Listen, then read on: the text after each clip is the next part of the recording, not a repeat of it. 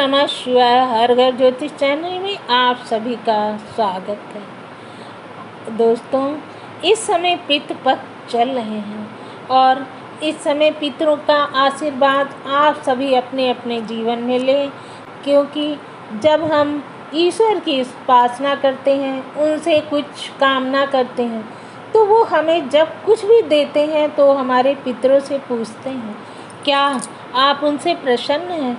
क्या उन्होंने आपके लिए अपने जीवन में कुछ किया है? तो जब भी पितृपक्ष के दिन आते हैं तो इन दिनों में हमें उनसे अपने अपने सौभाग्य के लिए प्रार्थना करनी चाहिए। पूरी जानकारी से पहले आप सभी लोग मेरे चैनल को लाइक, सब्सक्राइब और शेयर अवश्य करें, ताकि ये जानकारी आपके और भी रिश्तेदारों, दोस्तों को प्राप्त हो सके और वो सब भी ईश्वर के साथ साथ अपने पितरों का भी आशीर्वाद ले सकते हैं। इस संसार में बहुत से लोग हैं जो पितृपक्ष में अपना अपना कर्म नहीं करते हैं, यानी अपने पितरों के निमित्त कुछ दान पुण्य नहीं करते हैं। हम जो दान करते हैं, हम जो हवन करते हैं, उसकी जो सुगंध होती है उसे हमारे पितृ ग्रहण करते हैं और उससे उनकी तृप्ति होती है। जल में काले तिल डाल करके, चावल डाल करके, पुष्प डाल करके, कच्चा दूध डाल करके आप सभी लोग अपने अपने पितरों को अवश्य तर्पण करें। आप सभी लोग अपने पितरों के निमित्त एक दीपक रोज तिल के तेल का जलाएं या कड़वे तेल का जलाएं, जिससे वो प्रकाश पाते हुए इस संसार से अपने पितृलोक को वापस जाएं और वहाँ से आकर के हमारा जो हम तर्पण करते हैं, जो हम उनके लिए भोजन वगैरह जो दान पुण्य करते हैं, उन्हें प्राप्त कर सके और हमें आशीर्वाद दे। हम जब अपने पितरों का तर्पण करते हैं, श्राद्ध करते हैं, तो हमें अपने पितरों से क्षमा याचना अवश्य करनी चाहिए, क्योंकि भूल में कभी कभी हम अपने पितरों के लिए कुछ ऐसा वचन बोल जाते हैं जो हमें नहीं बोलना चाहिए, जिससे उनके मन को आहति पहुंचती है, या हमारे द्वारा कुछ कभी कभी ऐसे कर्म हो जाते हैं जिनसे उनके मन को आघात पहुंचता है। तो इसके लिए हमें उनसे अंत में क्षमा याचना अवश्य करनी चाहिए। जब भी उनकी तिथि आए तो किसी ब्राह्मण को बुला करके भोजन अवश्य करवाना चाहिए और भोजन में कद्दू की सब्जी अवश्य रखना चाहिए। अगर आप सीधा दान कर रहे हैं, यानी कच्चा भोजन दान कर रहे हैं, तो उसमें एक कद्दू का फल अवश्य दान में रखें। दीपक दें और तेल वगैरह जो जो आप दे सकते हैं, ब्राह्मण को वस्त्र दें। जब ब्राह्मण आपके घर से जाएं तो आप उन्हें बाहर तक छोड़ने अवश्य जाएं।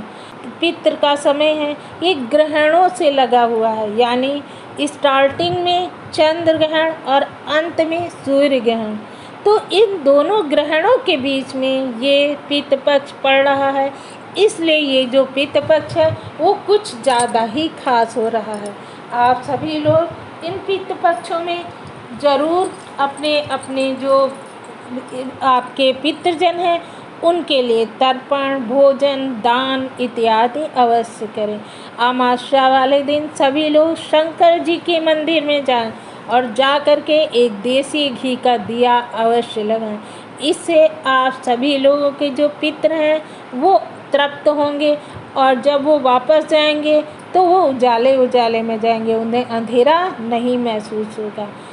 आप सभी लोग अगर पैती पहन सकते तो ठीक है, नहीं पहन सकते हैं तो दूर्वा घास को अपनी उंगली में लपेट लीजिए, रिंग फिंगर में, और उसके बाद तर्पण दीजिए। ये दिया गया तर्पण उनकी आत्मा को तृप्त करता है।